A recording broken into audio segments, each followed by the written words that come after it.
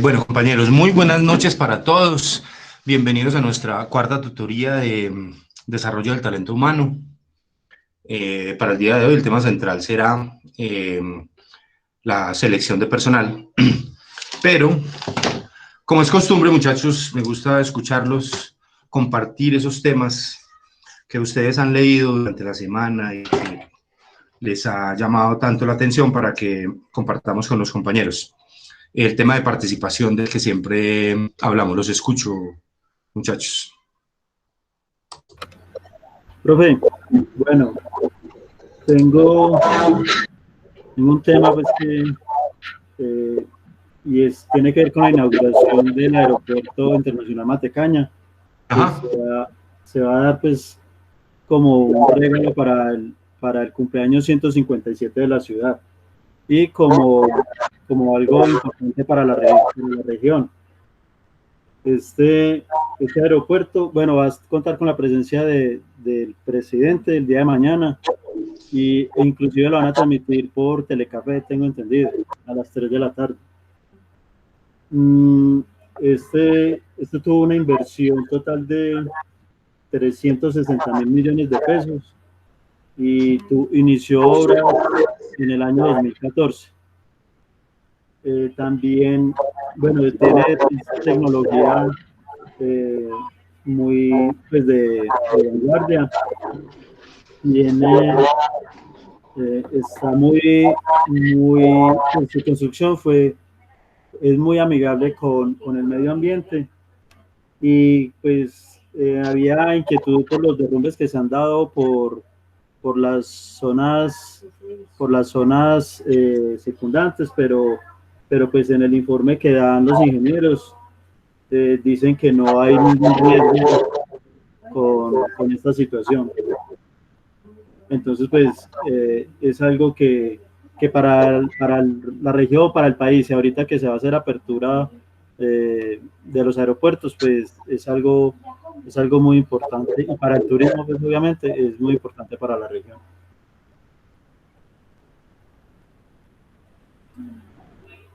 Gracias, Bernay. Sí, es un tema bien importante porque, digamos, es reabrir un poquito el tema turístico que se viene, que se necesita en este momento, o el traslado, digamos, de las personas. La verdad es que con eso creo que ya lo habíamos comentado en algún momento. Yo tengo algún reparo, ¿cierto? Porque es que me parece que se le da demasiada trascendencia al tema, porque digamos que, pues sí, existe un riesgo de que unas personas se suban en un avión y compartan, digamos, bueno, no sé, alguna cercanía y tal, pero pues si ustedes se van a ver en el Megabús o en Transmilenio o en el mío en Cali, pues se dan situaciones un poquito más forzadas, ¿sí? Entonces, digamos que la situación no sería un poquito diferente. Igual es muy importante esas inversiones son muy importantes esas inversiones que le han hecho al aeropuerto de Pereira, pues porque es el aeropuerto como internacional del eje cafetero. Es que siempre se ha hablado, toda la vida hemos hablado de tener un aeropuerto común para las tres ciudades. Se habló, por ejemplo, del Santa Ana. Se habló también del aeropuerto de Aeropalestina, pues que no despega. Por ahí escuché, por ahí hay un artículo que parece como que va a despegar el proyecto, pero no teníamos o sea, no hay un aeropuerto como grande, un aeropuerto que sea internacional, que sea como importante para la región, porque pues ustedes saben que el de Manizales, pues por el tema climático, pues dura más cerrado que abierto y el de Armenia es muy pequeño, es una terminal aérea muy pequeña. Entonces es bien importante que se le dé, yo no sé, pues, digamos, la capacidad máxima que tenga de operación este aeropuerto. Me imagino que debe tener algunas limitaciones pues, por el terreno, no sé, me imagino yo no soy experto en eso. Pero de todas maneras es importante tenerlo y son importantes esas inversiones que se hacen. De todas maneras, pues hay que reconocer que la mayor parte del comercio, digamos, que mueve el eje cafetero, pues se mueve por acá, se mueve por Pereira. Entonces, es muy importante contar con ese recurso. Muchas gracias, Duvernay. Muchachos, ¿algo más?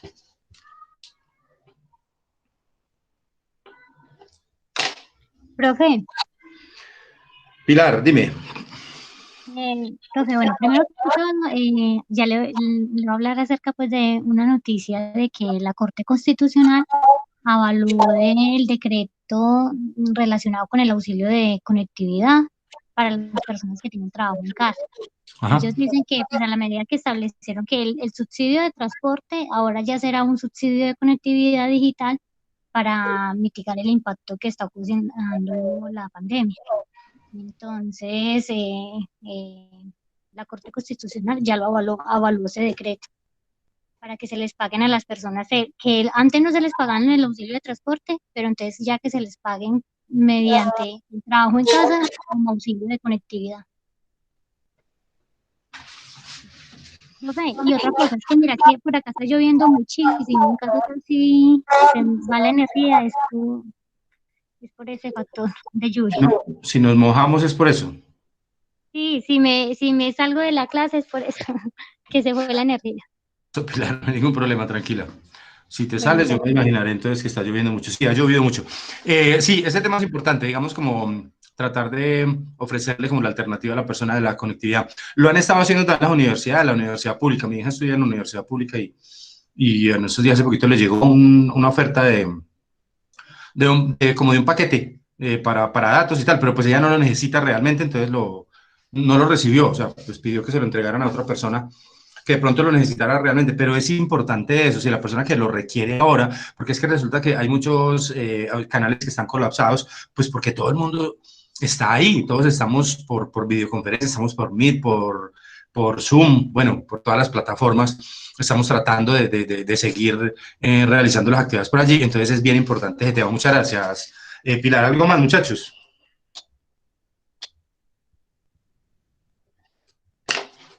Profe, lo de la línea. Ah, sí, algo como que ya hay, va a haber luz en ese proyecto, ¿o qué? Sí, el 4 supuestamente inauguran ya el túnel como tal. Uy, le cuento que esa vuelta hay que ir a hacerla. Pues le van a sumar un peaje. O sea, el túnel va a quedar va a quedar una No me parte diga de que... subida y la línea como tal por donde uno subía y bajaba va a quedar solo de bajada. Y le Ah, van a sumar un peaje. va a ser algo así como lo que hicieron en Boquerón, pues, o sea, Eso, más o menos, casi igual, casi lo O mismo. sea que entonces el túnel va a quedar solo de subida, Valentín. Sí, señor, solo de subida. Y ya la línea que nosotros conocemos normal va a quedar de bajada. No, pero va a tocar ir a conocer ese túnel. Pues, igual después de tantos años esperándolo, hay que hacerlo. Más de 16 años. Sí, más de 16 años. Sí, señor. Entonces me parece como algo importante para la economía, para el transporte, porque cuando colapsa la línea usted no tiene por dónde prácticamente pasar. Le tocaría dar la vuelta por arriba por letras. Y esa Y sí que esa es tenaz. siempre es mala. Entonces me pareció muy importante esa noticia.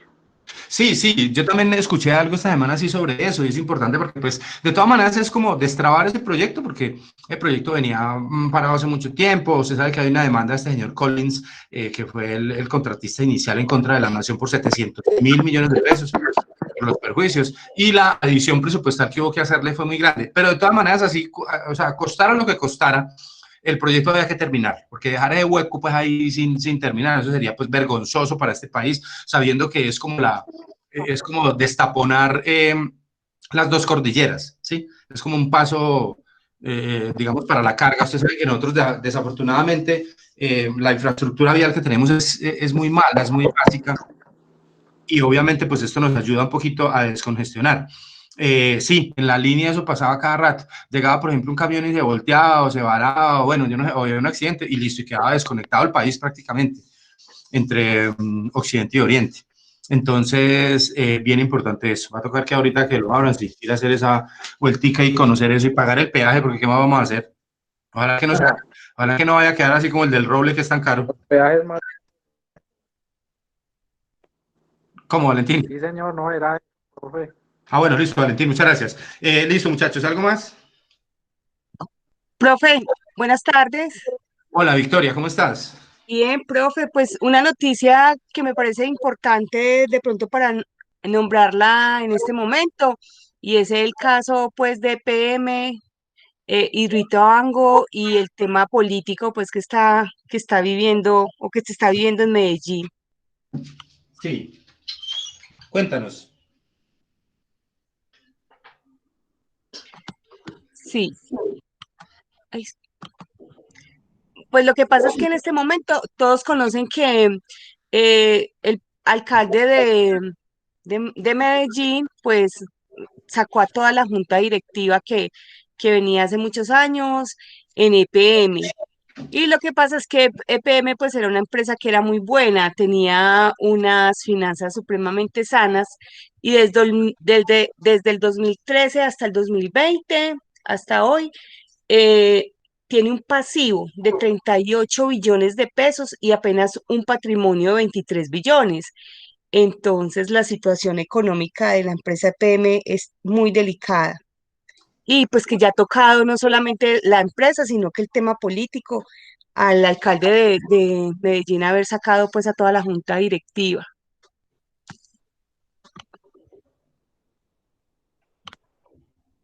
Ay, Sí, la verdad que sí, dime, Victoria. no, no más eso, profe. Sí, es una lástima. Digamos, forma parte un poquito de lo que es como la historia nuestra, la triste historia nuestra. Esas grandes empresas, esa empresa fue espectacular, muy grande. Ellos, cuando hicieron esa inversión en Chile, eh, se suponía que la expansión iba a ser inmensa y el crecimiento de esa empresa y tal, pero definitivamente nosotros tenemos que reconocer que no somos buenos administradores y por un tema que nos pega a todos. O sea, cuál es el peor karma que tenemos los colombianos? Corrupción. La corrupción. Sí. La corrupción es la mamá de todos los problemas que nosotros tenemos. El hombre, digamos, es corrupto por naturaleza, es corrupto de nacimiento. La corrupción es inherente a todas las actividades humanas y está en todos los países del mundo. Lo que pasa es que en los países desarrollados se ha logrado culturalmente como establecerla en algunos niveles. En alguna oportunidad tal vez les he contado. Miren, en Colombia hubo un presidente hace muchos años que se llamó Julio César Turbay Ayala. A ustedes no les tocó porque estaban muy chiquitos o no habían nacido. Y este señor, él hablaba todo raro y tal, y entonces una vez dijo, en una entrevista, bueno, no sé, en una locución, dijo que la corrupción había que llevarla a los niveles normales en Colombia.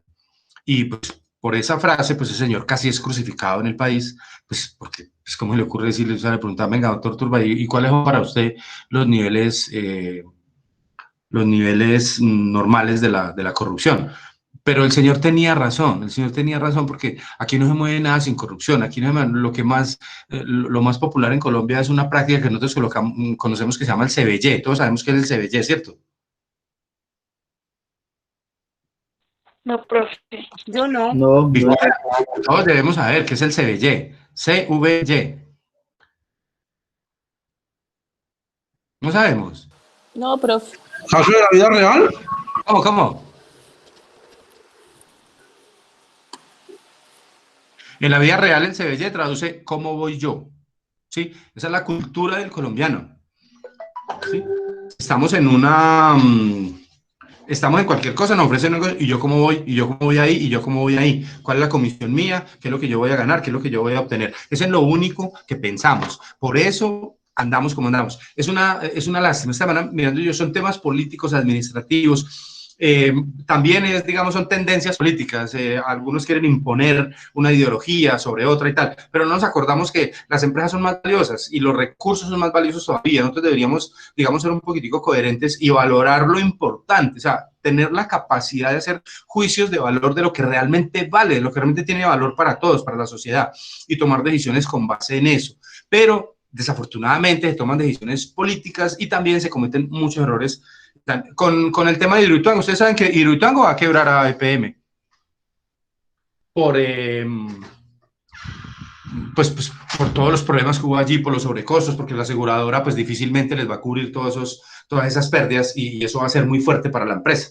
Pero sí es triste ver cómo, digamos, administrativamente no somos muy buenos. Victoria, muchas gracias, buen punto. Listo, muchachos.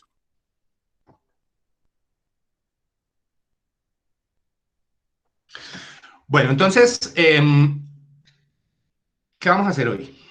¿Qué quieren hacer hoy? además de la clase. Ah, bueno, otro tema que vamos a tratar. Vamos a tomar la asistencia y vamos a hablar de la alternancia. Yo ya pasé ya subí a la plataforma el formato con la lista de las personas que van a asistir, o sea que nos veríamos dentro de 8 días. Las personas que quieren asistir a la tutoría virtual, ahorita enseguida de eso hablamos un poquitico de eso. ¿Listo, muchachos? Bueno, Sí, profe. Listo, profe. Marisa, la veo allí, Marta Lucía, Arcila, Sí, profe, presente. Amy, Presente, profe. Valentín también, Constanza, Presente. Presente, profe. Gloria Patricia,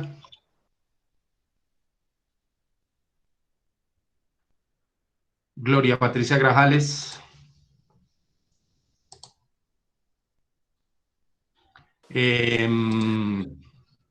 Profe, sí, Gloria está en Santa Rosa. Lo que pasa es que debido a la lluvia tiene problemas de conectividad por allá con la señal, se le cae ah, así. pero sí, debe ser que no escucha porque sí está ahí adentro. Sí, bien, muchas gracias. Pilar, Presente. Alejandro, Presente, profe. discúlpeme un segundo, muchachos.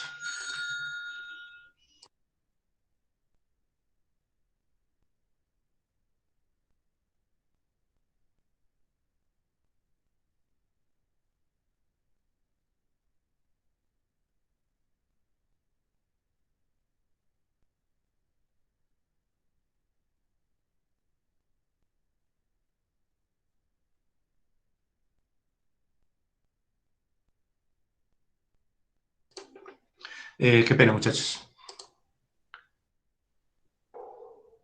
Ricardo, Por acá sí, jefe. Profe, perdón. Victoria, también Sandra, Presente. Adriana, Presente, profe. Gisela, Presente, profe. Duvernay, Presente, profe. Paula Andrea, Presente, profe. Jamie, Caterine. Presente, profe. Bueno, muchachos, una pregunta. ¿A alguien no llamé en esta lista? Profe. No, Gloria Patricia no, Grajales. tranquilo, no hay problema, ya lo miramos. Pero a alguien más no llamé. Es que miren que aparecemos 18 personas. Adriana Ramírez aparece 2 veces. Sí, estamos completos, listo. Bueno, muchachos, entonces, ¿qué vamos a hacer hoy? Bueno, les contaba entonces que para lo de la alternancia, ya al parecer, pues la universidad ya está coordinando todo.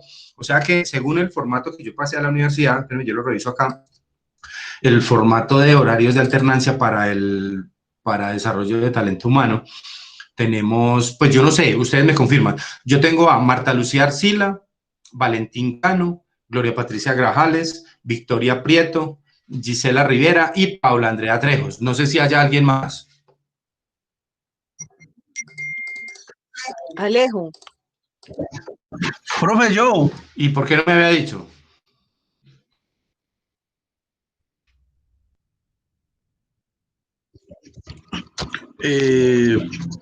Profe, es que estaba como ocupado y no le alcancé a responder por lo del WhatsApp. Bueno, entonces, usted también va a asistir. Sí, señor. Bueno, ¿y el nombre completo suyo es cuál? Alejandro Ortiz Flores. ¿Ortiz qué, perdón? Flores. Flores. Listo, bueno, yo modifico esto. Muchachos, ¿alguien más que me falte en esta lista de la alternancia?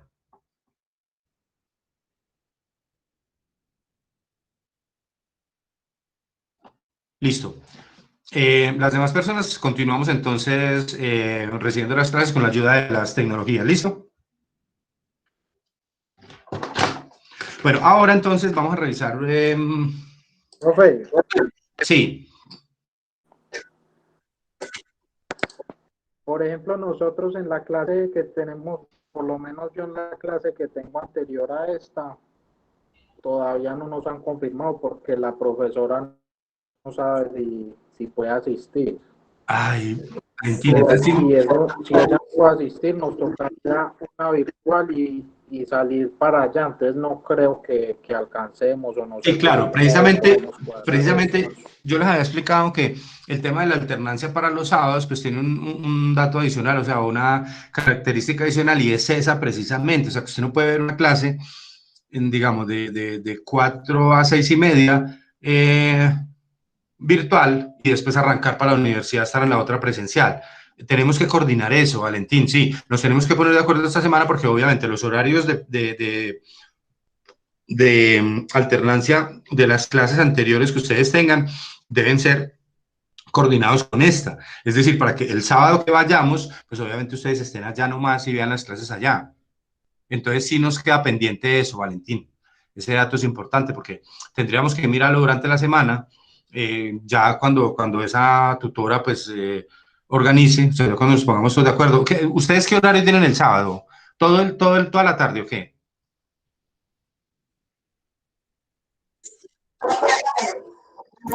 Sí, profe. De 1 a 8 y media. Sí, señor. Eso, Sí, entonces sí, la verdad es que eso sí no lo han como aclarado, sí, porque obviamente tenemos que estar los 3 tutores de los 3 módulos del sábado, pues tenemos que estar de acuerdo en las fechas y en todo eso, ven, pues no sé, la verdad es que como es un proceso nuevo para nosotros, muchachos, como que no lo hemos tenido en cuenta. Voy a hablar con Amortegui para coordinar bien eso esta semana, porque claro, eso tiene que estar sincronizado, es decir, los que vamos a estar allá, tienen que estar los mismos 3 tutores toda la tarde. Profe, pero solamente le pasa, Profe, pero solamente le está pasando entonces a Valentín. Valentín, ¿usted qué materia ve?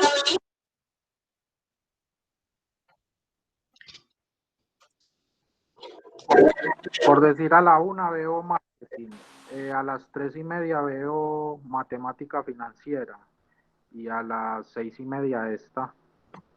Ah, ok. Pero entonces los de la clase anterior a esta, no, la profesora no sabe porque solo 3 dijeron que sí podían asistir. Entonces ella no sabe si puede, porque ella creo que no, o sea, ella tiene algo que tiene que pedir un permiso, entonces no sabe. Bueno, sí, de todas maneras, entonces dejémoslo pendiente, Valentín, esta semana, porfa, estemos pendientes del grupo. Todos estamos en el grupo de WhatsApp, ¿cierto que sí? ¿O hay alguien que falte por incluir? Todos estamos, profe. Listo, entonces, por el grupo de WhatsApp esta semana, muchachos, hacemos las coordinaciones correspondientes para decir exactamente en qué momento vamos a iniciar. La clase el salón que nos asignaron para esta clase es el Salón 8. Salón 8 en la 20. Pero entonces, esta semana lo acabamos de coordinar. ¿Listo, muchachos? Listo, profe. Bueno, muchachos, teníamos una tarjeta para hoy, era una investigación sobre la gestión por competencias. ¿Alguien me quiere contar algo sobre eso? Vamos a ver una presentación igual, pero si alguien me quiere contar sobre lo que encontró, sobre lo que le pareció interesante de la gestión por competencias, los escucho. Ahí ven la presentación, sí. Sí, señor. ¿Alguien quiere iniciar? ¿Nos quiere contar algo? ¿Nos quiere compartir algo de lo que investigó? Sí, profe, yo. Pues de lo que yo investigué, hablaba como en que, digamos, los gerentes o algo así se enfocan como en las capacidades o en buscar las capacidades que tienen los colaboradores para así como ir en el cumplimiento de los objetivos. Como cada persona pues tiene como, ¿cómo se dice? Como una virtud o algo así. Habilidad especial. Entonces, si es una habilidad especial, entonces ellos se enfocan es como en eso, en las habilidades que tienen los colaboradores para el cumplimiento de los objetivos. Sí, digamos que tratamos de ubicar una persona, hablando de selección, que es el tema central que vamos a trabajar hoy, las diferentes actividades que debemos tener en cuenta para una buena selección de personal, todas las etapas que lleva este proceso. Hablamos de gestión de competencias, pues porque obviamente de la definición correcta del cargo y de la escogencia correcta del candidato, pues dependerá el éxito de esta labor. La gestión por competencias trata precisamente de eso, ¿sí? De establecer cuál es la competencia directa, innata, que tiene la persona para ubicarlo en esa actividad en la que tiene la competencia. Afortunadamente, digamos, esto también se puede modelar. ¿Alguien quiere complementar? Profe, pues tengo que, dice que la gestión por competencias es un recurso que estudia el comportamiento humano en el campo de la psicología. Perdóname, es que estudia que no le escuché esa parte. Estudia el comportamiento humano, en especial en el campo de la psicología. Sí. Y pues a lo que apunta son como a descubrir las características de la persona, combinadas con factores como el conocimiento, la motivación y lo que puede hacer mejor, cómo puede hacer mejor desempeño en las distintas actividades profesionales. Listo, perfecto. ¿Algo más, muchachos? Profe. Sí. Se puede decir que esta gestión por competencias se puede decir que le aportó al talento humano como el siguiente paso en la evolución para ellos, porque ellos ya, para vincular a alguien a la empresa, ya ellos se enfocan más en el tipo de persona que es, para que ella vaya directamente al cargo más adecuado a esa persona y que tenga una serie de beneficios para que sea más productivo para la empresa, más eficiente en el cargo y que tenga una remuneración adecuada a sus capacidades intelectuales y pues requeridas para el cargo. O sea, ya pues así como lo nuevo para talento humano. Excelente, muchas gracias.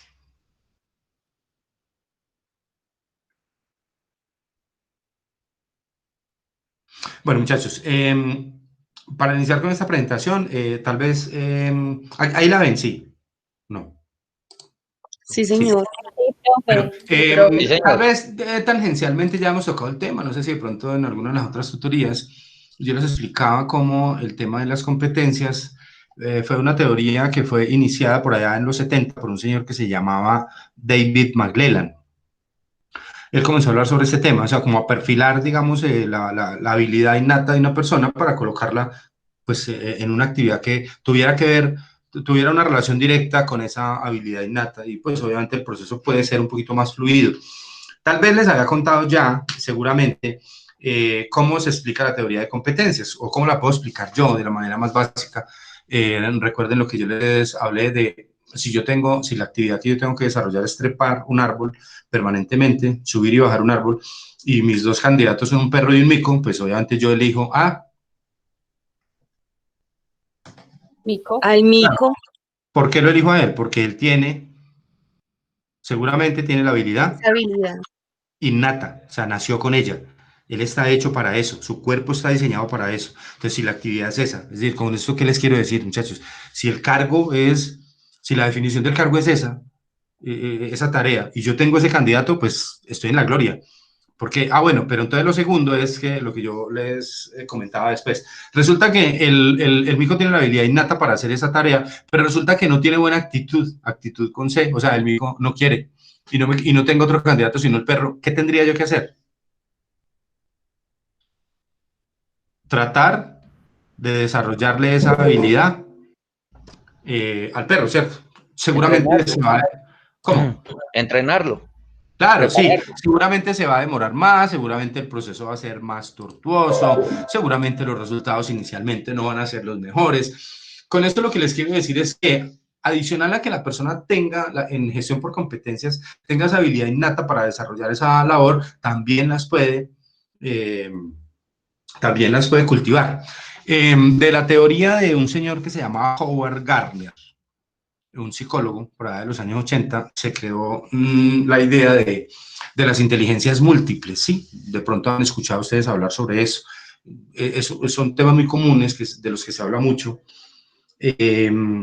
Se habla de los diferentes tipos de inteligencias, como la inteligencia verbal, la inteligencia matemática, la espacial, la kinestésica, la matemática. También se habla de inteligencia, entonces, intrapersonal y interpersonal. Entonces, digamos eso como para decir que las personas no se pueden calificar mediante una sola, no se pueden juzgar mediante una sola medida, sino que cada uno tiene unas habilidades especiales con las que nace, con las que, por ejemplo, hay personas que tienen habilidad para el movimiento, ¿sí? Entonces se dedican al baile, al deporte, de pronto, al salto, bueno, no sé, y tal. Hay otras que no. Yo, por ejemplo, para el baile salí negado, o sea, no, a mí no me sale eso, ¿sí? Pero de pronto tuve otras habilidades que me dieron, ¿cierto? Entonces es como la gestión por competencias trata como de establecer eso.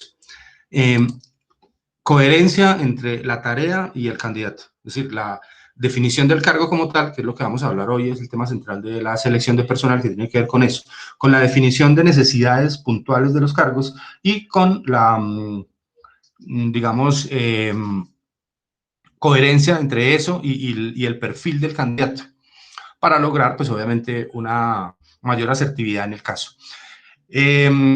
Vamos a tener entonces como una definición, una gestión por competencia, unos objetivos que tiene este modelo, unos modelos de gestión por competencia, una aplicación de la gestión, unas características para la implementación del sistema, una evaluación por competencias que se hace también, una selección, hay una selección especial que se hace solo por competencias, que tiene, pues, digamos,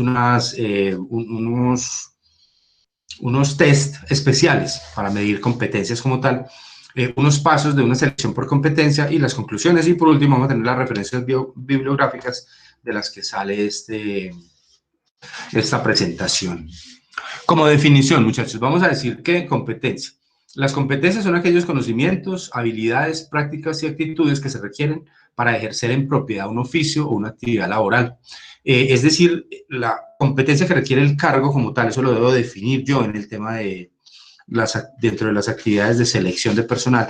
¿Cuáles son las competencias que debe tener la persona que va a desempeñar el cargo X? ¿Sí?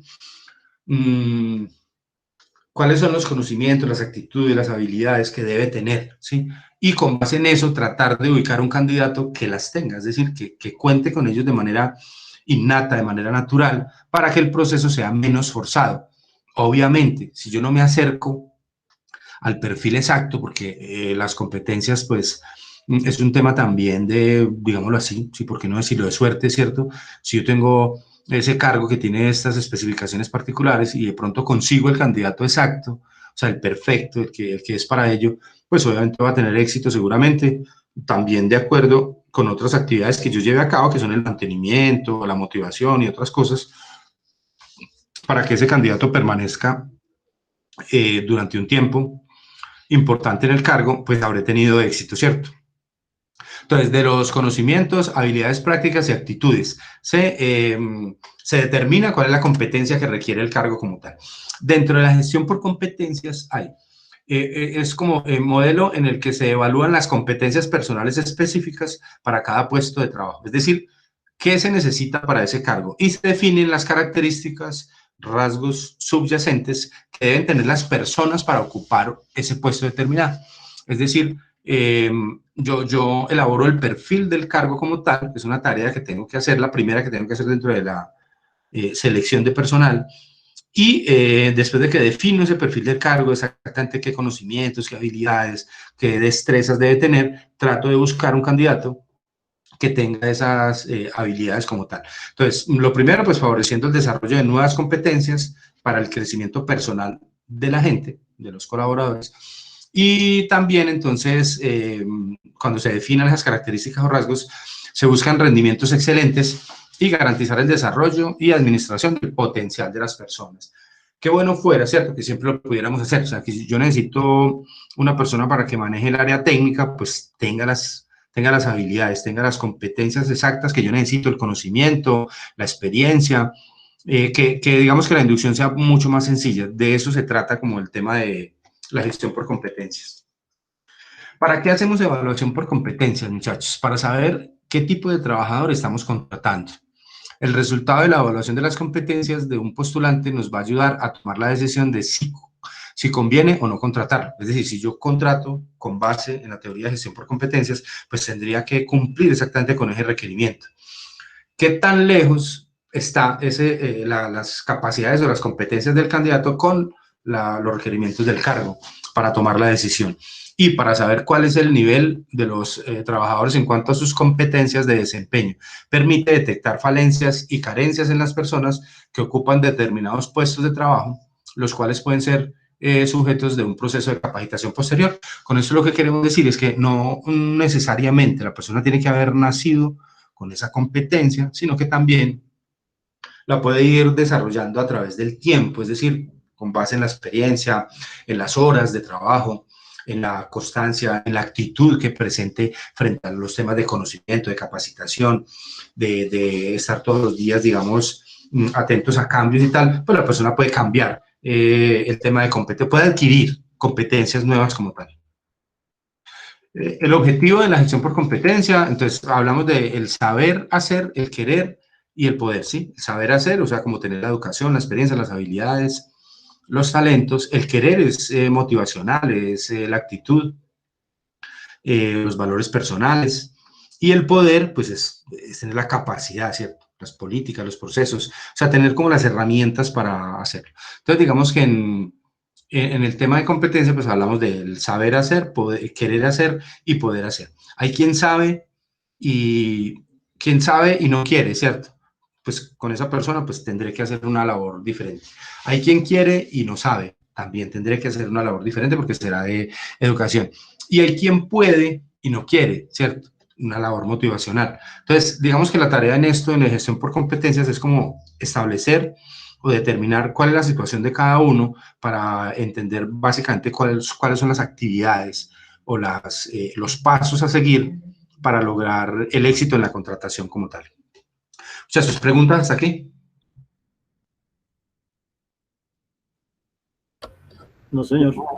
Bueno, ahí dentro de los modelos de gestión por competencias tenemos competencias distintivas, genéricas y funcionales. Las competencias distintivas, como su nombre lo indica, se basan en la premisa de que las personas poseen ciertas características que les permiten desempeñarse exitosamente. Es decir, esa es la competencia pura o básica como tal. La persona es buena para los números, es buena para la gestión comercial, tiene buena empatía, es buena para las relaciones con los compañeros, es buena para la producción, es ágil. Bueno, cada uno tiene una competencia particular y son las competencias distintivas, lo que nos distingue de los otros como tal. Hablamos de que en una organización determinada, identificar dichas características permite a la organización atraer, desarrollar y retener a las personas que poseen dichas características. Es decir, una vez hayamos definido cuál es la característica particular que nosotros requerimos para X o Y cargo. Hay otras competencias que son genéricas, que se basan en la premisa de que existen ciertas conductas típicas que son como comunes, ¿sí? O sea, son comportamientos. No tienen que ver ya, digamos, con la habilidad innata de la persona, sino con un comportamiento genérico, con una disposición hacia el trabajo, podría ser, con unas buenas prácticas, bueno, con todo esto. Y por último, tenemos unas competencias funcionales dentro de este modelo, que se basan en la premisa de que existen ciertos resultados mínimos que debe obtener una persona, es decir, tienen que ver con la función como tal, con qué es lo que esperamos de las funciones que va a desempeñar ese candidato como tal. Dentro de la aplicación de la gestión por competencias tenemos actividades de selección, de compensación, de desempeño, de capacitación y desarrollo, obviamente, de planes de sucesión, o sea, desarrollo interno dentro de la empresa, y planes de carrera o transición de carrera, que son ya cuando las personas abandonan la empresa y van a continuar su carrera en otra parte. Dentro de las características para implementar un sistema de gestión por competencias están que deben ser aplicables, comprensibles, útiles, fiables y fáciles de manejar. Digamos que la implementación de un sistema de gestión por competencias no es fácil dentro de una empresa, requiere inversiones importantes, requiere desarrollos, digamos, no tanto tecnológicos, pero sí, digamos, de procedimientos especiales para poder establecer los perfiles exactos que se requieren para cada función como tal. Y genera, pues, el desarrollo profesional de la gente. Desarrollo profesional porque yo, cuando perfilo y definitivamente encuentro esa persona que tiene la competencia para el cargo, normalmente no la tiene toda, no la tiene al 100%. Siempre tendré que desarrollarle alguna parte, tratar de trabajarle, digamos, alguna falencia o alguna parte, no digamos falencia, o digamos una parte que no se acerca como al ideal del requerimiento del cargo y que yo tengo que trabajar ya después vía capacitación, si es de tema de conocimiento, o sea, de poder, o si es de querer, pues tema de motivación, o si es de poder, como las capacidades que tenga la persona, las potencialidades que tenga. Hay también una evaluación por competencia que provee de un conocimiento compartido de las actuaciones que serán medidas, es decir, ¿cómo voy a medir la competencia como tal? Es definirlo. Focaliza y facilita las entrevistas de evaluación y asegura un proceso más sistémico, digamos, más técnico, un poquito más técnico para determinar cuál es la competencia exacta que requiero para cada cargo. Y centra la información de la actuación de las personas en el puesto de trabajo, es decir, en cada función como tal que le corresponde a cada uno. Dentro del proceso de selección por competencia, se permite una fotografía completa de los requerimientos de los puestos. Cuando yo pretendo implementar dentro de la empresa una selección por competencias, pues tengo que, lo primero que tengo que hacer es como definir ese cargo, tomarle la foto a ese cargo, qué es lo que yo quiero que esté allí. Aumenta las probabilidades de contratar personas que tendrán éxito en el puesto de trabajo. Sí, de eso se trata de ubicar un perfil que tenga algunas, o muchas, no digamos algunas, que tenga muchas afinidades con el cargo que va a desempeñar, que tenga experiencia, que le guste, que tenga el conocimiento, que sea para ese cargo. Sí, pues ese sería como el ideal. Y vuelvo y repito, como eso no es fácil de conseguir en el 100%, pues lo que quede faltando, pues tendré que trabajarlo posteriormente, de acuerdo con las actividades de desarrollo de talento humano y mantenimiento en cuanto a capacitación, motivación, bueno, potencialidades y tal.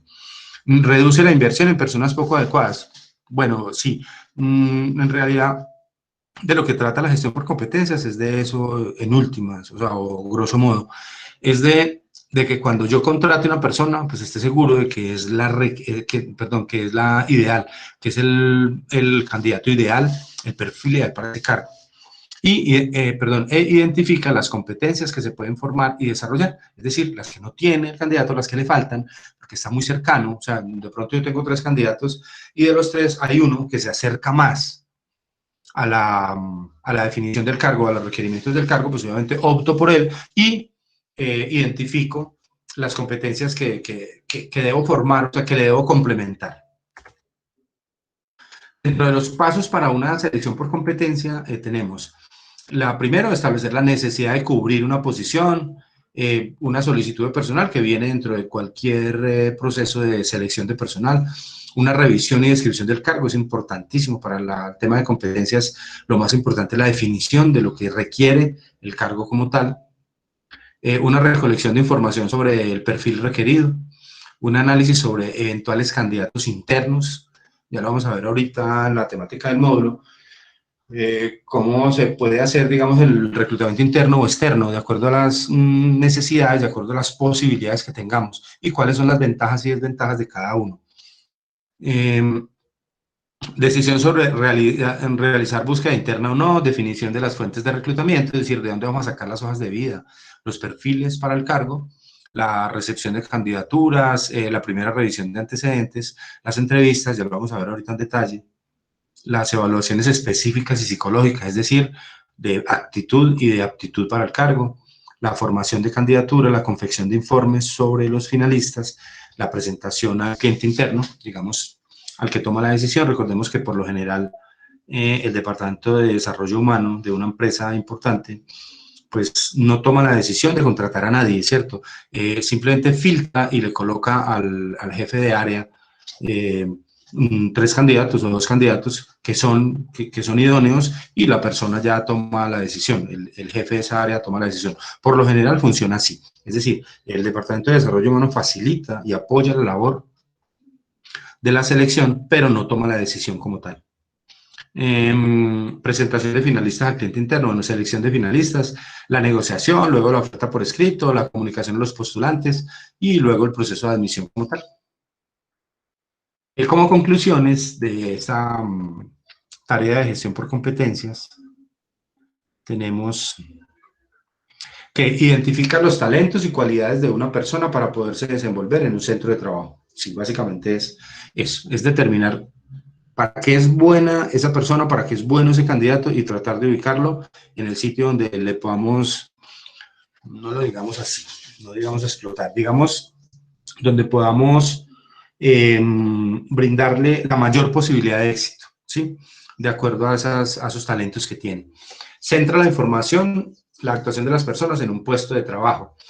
Forma grupos o organizaciones con mentalidad de trabajo en equipo y busca las características subyacentes de personas que están en esta relación con correcta actuación en un puesto de trabajo, como incidentes clínicos o cosas por el estilo, digamos, podríamos determinar desde allí factores que puedan afectar el desempeño futuro de una persona, de un candidato X en un puesto determinado. Muchachos, preguntas, dudas, aportes.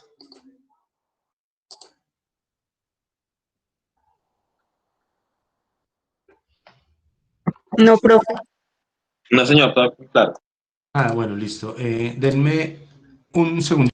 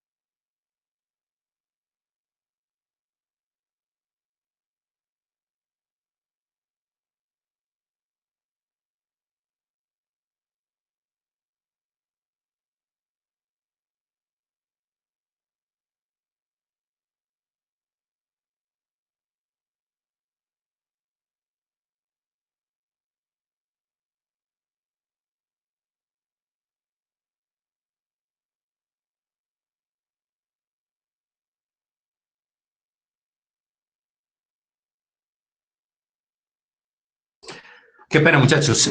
Bueno, sobre este tema de gestión por competencias, no sé si haya dudas, preguntas, o seguimos con el otro tema.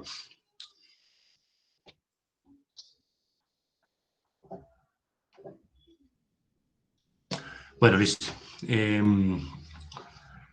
Se llama silencio administrativo, entonces yo puedo tomar la decisión, ¿sí? Les voy a presentar pantalla, vamos a ver una presentación sobre reclutamiento y selección de personal, que es el tema que vamos a ver hoy. Lo vamos a abordar desde 2 puntos de vista. Vamos a ver una presentación y vamos a hablar sobre los puntos claves y luego le vamos a dar rigor a la temática del módulo. Vamos a ir al módulo y vamos a mirar qué nos trae una lectura que ustedes tenían de tarea para hoy. Me van a ayudar entonces con el desarrollo del tema. ¿Listo, muchachos? Listo. Señor. Listo. Están muy callados hoy, muchachos. ¿Qué les pasa? A ver. El frío, profe. ¿Será el frío? Ya cansados de todo el día. Nos duele Sí, la claro, cabeza. claro. A esta hora ya está uno. Yo estoy en clase antes de mediodía. Y a esta hora ya está uno cansado. Pero bueno, ya es un esfuercito pequeño. Nos falta y no un poquito. Mira. Bueno, muchachos, vamos a mirar entonces.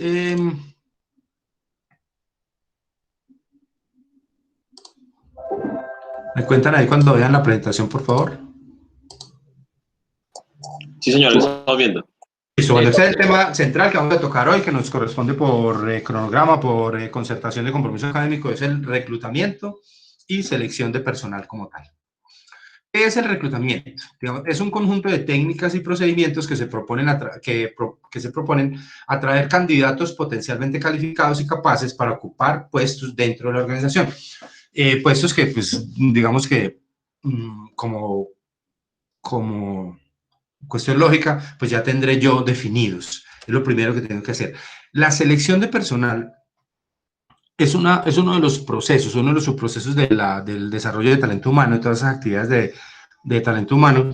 Sin embargo, se considera la actividad más importante. Todas son importantes, ¿cierto? Pero esta se considera como la más importante, porque de acuerdo al éxito que yo tenga en la selección del personal, vienen los temas de costos, vienen los temas de fidelización, de permanencia, de compromiso, bueno, de muchas cosas.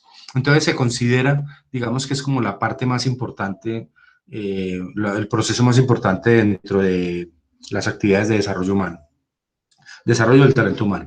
El reclutamiento requiere una cuidadosa planeación que responde a las siguientes preguntas. ¿Qué necesita la organización en términos de personas? Es decir, ¿cuál es el perfil de los cargos? ¿Cuáles son las competencias? ¿Cuáles son las capacidades, los conocimientos, las formaciones técnicas que yo requiero dentro de la empresa? ¿Qué ofrece el mercado de recursos humanos? Tener en cuenta entonces cuál es la oferta que está en el mercado, qué tan cerca está esa oferta de los requerimientos que yo tengo y cuáles son las técnicas de reclutamiento que se deben emplear, las mejores técnicas, ¿cierto? Hay varias. Líneas directas, empresas contratantes, redes sociales, bueno, muchas cosas que se pueden utilizar para atraer candidatos. Las etapas del proceso de reclutamiento son, lo primero es una investigación interna, lo que la organización necesita es personas esenciales para la tarea organizacional. Lo segundo es investigación externa, o sea, lo que el mercado ofrece, lo que el mercado está en capacidad de ofrecer, lo debo establecer. Y lo tercero son las técnicas para unir la 1 y la 2, que son las técnicas de reclutamiento a emplear. Es decir, yo ya sé, ya en la investigación interna, yo sé qué es lo que necesito, cuáles son los requerimientos del cargo, cuáles son las capacidades que yo necesito que tenga esa persona que necesito contratar y hago una investigación en el mercado y miro qué es lo que el mercado me ofrece como tal. Una investigación interna de las necesidades. Entonces, la planeación de personal es el proceso de decisión sobre los recursos humanos indispensables para alcanzar objetivos organizacionales en determinado tiempo. Es decir, es definición de cargos, determinación de necesidades, de las tareas que yo tengo que llevar a cabo como tal.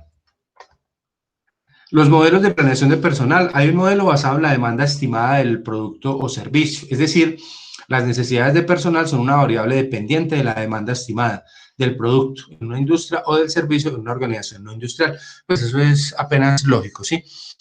¿Cuántas personas voy a requerir yo para X modelo de producción? Pues si la demanda está creciendo, si va a tener un crecimiento del 20%, del 30%, o por ejemplo, en este momento lo que estamos viendo, cuando esa demanda se ve constreñida o se ve disminuida por unos factores externos que no son del manejo de las organizaciones como tal, una situación como la que estamos viviendo en este momento está por fuera del resorte de cualquier gerente, de cualquier presidente, de cualquier jefe de recursos humanos, lo que está pasando. Entonces, obviamente, pues tiene que ver con la demanda, ¿cierto? ¿Cuántos productos necesito? ¿Qué nivel de producción necesito ejecutar o llevar a cabo? Y con base en eso, pues, qué requerimientos tengo. El modelo basado en segmentos de puesto, este modelo se enfoca al nivel operativo de la organización. Es una técnica de planeación de personal propia de las empresas grandes. Es como, digamos, estimar en los niveles operativos qué voy a necesitar en el futuro, de acuerdo, obviamente, con los requerimientos de mercado. El modelo de sustitución de puestos clave, o la carta de reemplazo que se llama, son una representación gráfica de quién sustituye a quién en la eventualidad de una vacante futura dentro de la organización. Lo hacen muchas organizaciones grandes, es decir, hay un puesto que se llama supervisor de compras, me lo estoy inventando, ¿sí?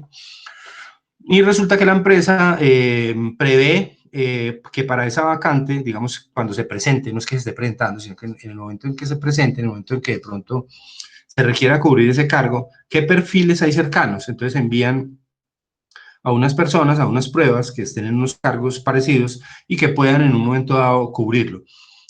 Es como tener unos candidatos ahí, digamos, como hablamos nosotros en términos coloquiales, como en remojo, ¿sí?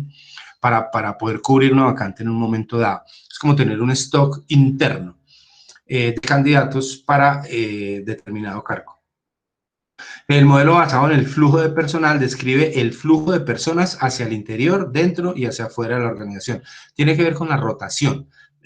Cuando las empresas son grandes, pues tienen que calcular cuál es el índice de rotación y obviamente cuántas hojas de vida, cuántos candidatos tienen que mantener ahí como en stock para poder cubrir esos requerimientos. Sale pues de una matriz estadística que manejan las empresas que tienen 500, 800, 1000, 2000, 3000 empleados y que deben prever de alguna manera esa rotación teniendo candidatos disponibles. El modelo de planeación integrada es un modelo más amplio e influyente desde el punto de vista de los insumos. La planeación de personal toma en cuenta 4 factores o variables dentro de este modelo de planeación integrada. Lo primero es el volumen planeado de producción, ¿sí? Cómo se va a mover la producción como tal.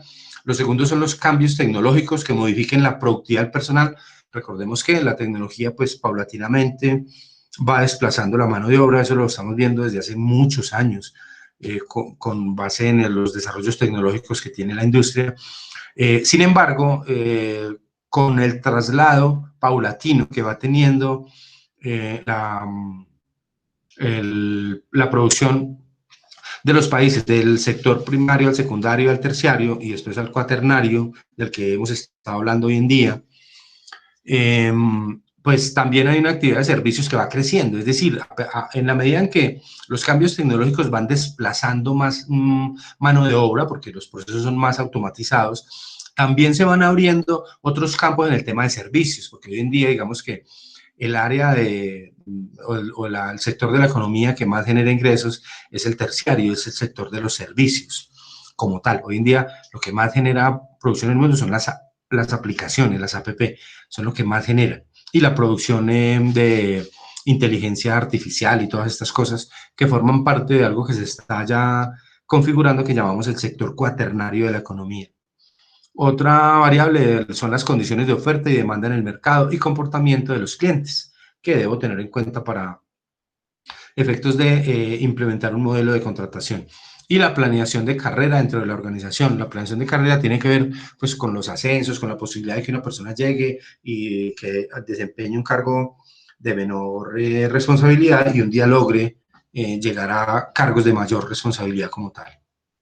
La investigación externa del mercado habla sobre la segmentación del mercado, o sea, la división del mercado en segmentos o clases de candidatos, con características definidas para después analizarlos y abordarlos de manera específica. Es como, digamos, se puede contratar o lo podría hacer la empresa directamente, pero generalmente hoy en día se contrata con unas empresas cazatalentos que pueden mantener, digamos, un stock de hojas de vida disponibles, tentativas, digámoslo así, para poder cubrir vacantes en algunos puestos específicos de la organización. Las fuentes de reclutamiento de mercado de recursos humanos. Lo primero, pues, se trata de aumentar el rendimiento del proceso de reclutamiento y elevar así la producción de candidatos, es decir, mantener muchos candidatos para cada cargo. Digamos que esto ha sido... Hay empresas, por ejemplo, hoy en día que manejan un concepto que se llama el stock cero. No sé si de pronto alguna de las de ustedes lo maneje, el stock cero. El stock cero es tener candidatos allí con pruebas ya realizadas que estén como en stand-by, ¿sí? Para el momento en que haya una vacante. Pero pues obviamente eso tiene un riesgo alto y es que pues yo le hago pruebas a un candidato de stock cero, no lo contrato, lo dejo en stand-by y si la contratación se demora, pues muy factiblemente cuando yo lo llame y le diga, venga Pedro, ¿cómo le parece que ya se generó la vacante? Venga, pues Pedro me pueda decir, no, usted se demoró mucho y yo ya conseguí trabajo, ¿cierto que sí? O le puedo estar generando falsas expectativas a Pedro sobre la contratación en una empresa buena y pues eso puede ser algo, no sé, alguna afectación, puede tener alguna afectación. No sé si de pronto en alguna de sus empresas se dé eso. ¿O lo conocían, el stock cero? Sí, profe. En una de las empresas que trabajé se aplicaba ese modelo y en verdad, pues a mí en lo personal me parecía como contraproducente. Igual porque me toca invertir tiempo en las entrevistas para, pues en cierto modo como para nada, porque por lo que usted dice, el- la persona de pronto cuando se requería ya estaba ocupada en otro cargo, pues ya estaba ocupada.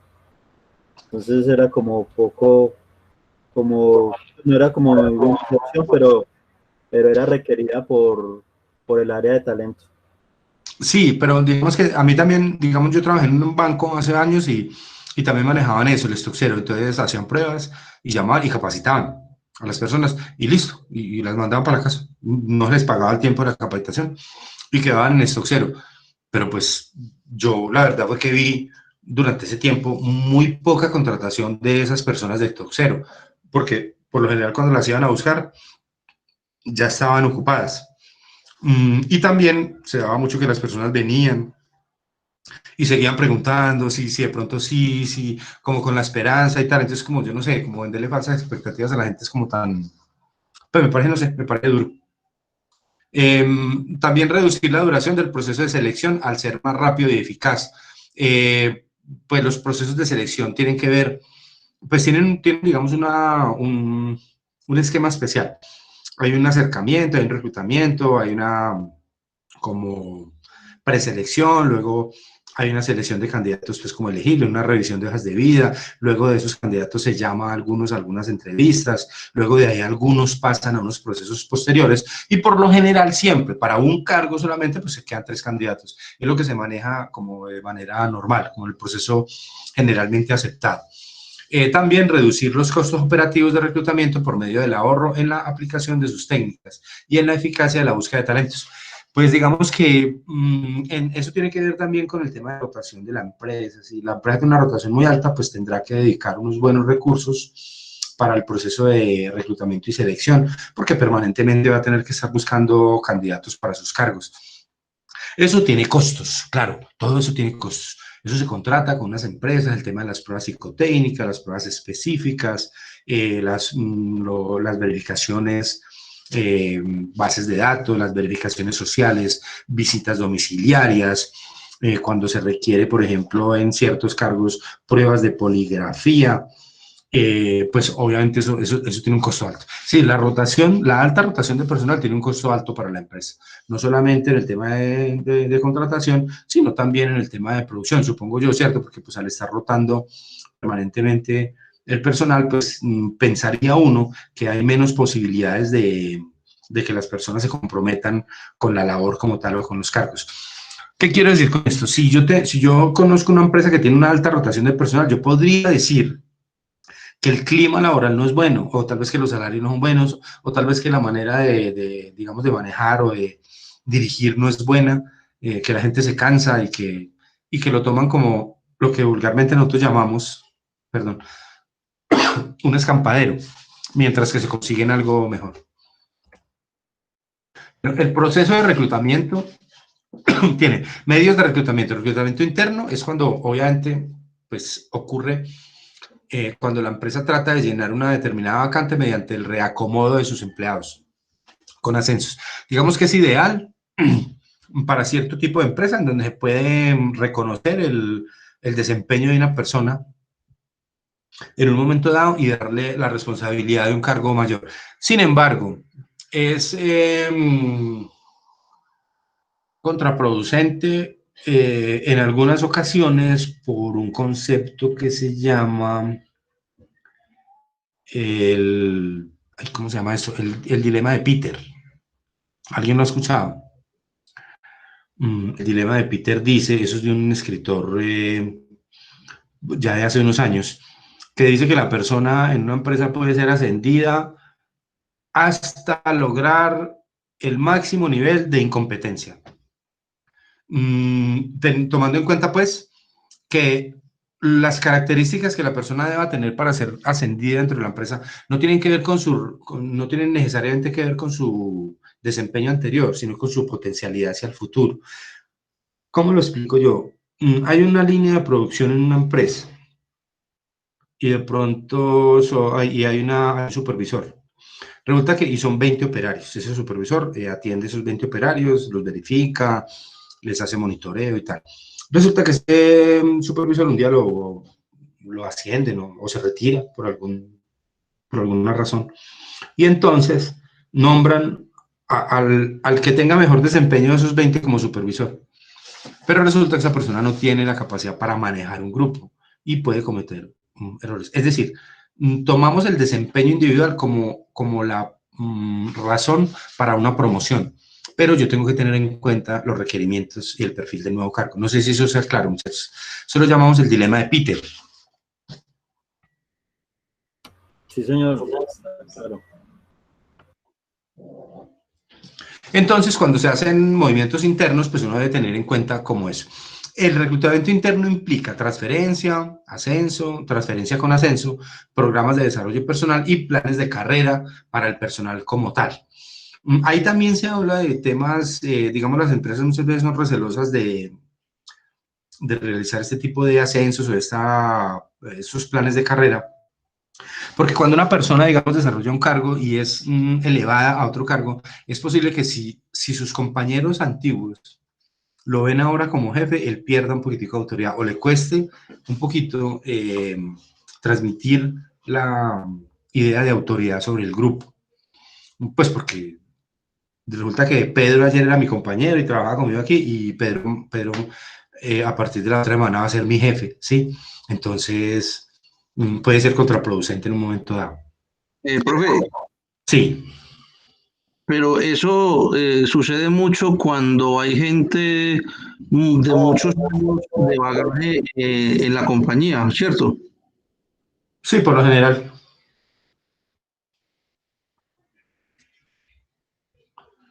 Sí, de pronto cuando llevan tiempo y han llevado, digamos que llevan mucho tiempo ejerciendo un cargo y de un momento a otro se encuentran con otro cargo.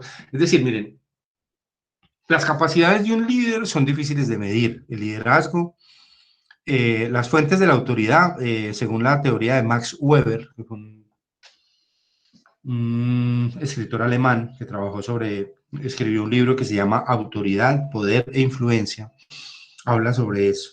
Las fuentes de la autoridad son varias. La primera es el poder. Es decir, usted hoy forma parte de un grupo acá, pero mañana le damos la investidura de jefe. Y mañana usted es el jefe, usted va a tomar decisiones sobre ese grupo. Eso se llama poder. Otro se llama la influencia. La influencia tiene que ver con eso de influir sobre esas personas que tienen carisma, influyen sobre la gente. Y la tercera fuente de autoridad, que es para mí, digamos personalmente, la más importante, es el conocimiento. Cuando usted conoce mucho, cuando usted sabe mucho, la gente lo sigue porque usted conoce mucho, ¿sí? Porque usted les apoya, porque usted tiene experiencia y tal. Entonces, es una fuente de poder importante. Entonces, en eso se ve mucho, digamos, se da mucho esa dualidad. ¿Cómo? Yo puedo utilizar el poder, sí. O sea, yo le doy una orden a usted y usted la tiene que cumplir porque yo soy el jefe, sí. Pero otra cosa es que yo tenga la influencia sobre usted para que usted lo haga. O la otra es que usted me siga porque usted confía en mí. Usted confía, usted sabe que yo sé, que tengo conocimiento, que yo soy un buen líder y arrastro a las personas detrás de mí. Esas son las fuentes de autoridad, según la teoría de Max Weber, de autoridad, poder e influencia. Es un libro, pues la verdad es que es pesadito, es largo, pero es una teoría bien interesante. Profe, es que yo se lo menciono porque yo me identifico mucho en ese punto que está tocando, porque cuando yo entré a la empresa, yo entré como auxiliar de servicios y al interno de la empresa, respecto a lo que usted menciona, pues he tenido 3 ascensos. No ha sido fácil, no ha sido fácil porque hay compañeros de muchos más años, de 20, 25 años, pero digámoslo así, ellos no salieron en el momento de su zona de confort y se quedaron haciendo lo que hacen hoy en día, ¿sí? Pero para ellos, pues que son más antiguos, digámoslo así, no lo vieron bien visto porque pensaron que otra persona que ya no está hoy en la empresa merecía esa oportunidad. O sea, de pronto por la compinchería, digámoslo así. Sí, eso se da mucho. Son, digamos, situaciones particulares y tal. A ver, el tema de que una persona dure, hay gente que le dice a uno, mire, es que yo trabajo aquí y yo tengo 20 años de experiencia, pero si uno le pregunta, resulta que lleva 20 años haciendo lo mismo, ¿sí? Entonces, pues sí, la verdad es que la experiencia es experiencia, pero el conocimiento es diferente, ¿sí? El conocer varias labores, el desarrollo personal de alguien, pues es diferente. Sobre eso, digamos, se presentan situaciones, son difíciles de manejar a veces, pero el tema es como ese.